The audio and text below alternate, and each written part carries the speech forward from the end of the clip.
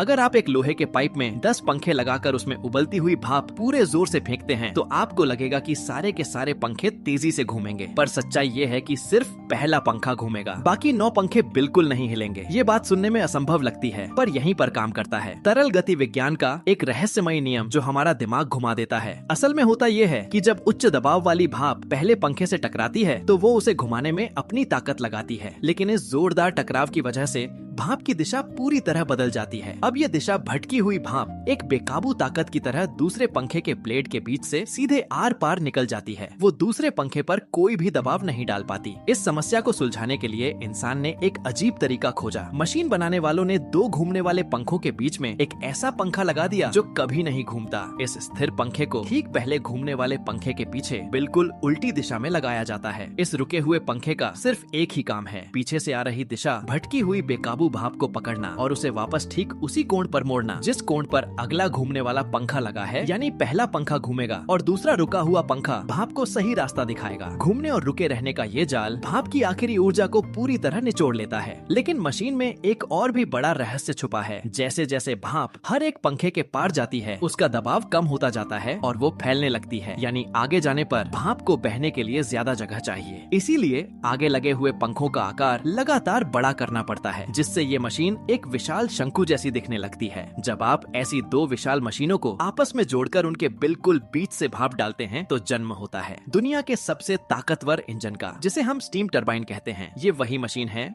जो आज पूरी दुनिया की 70% बिजली पैदा कर रही है। एक उबलते हुए पानी के बर्तन से लेकर दुनिया के सबसे विशाल परमाणु रिएक्टर तक सब इसी एक छुपे हुए सिद्धांत के गुलाम हैं।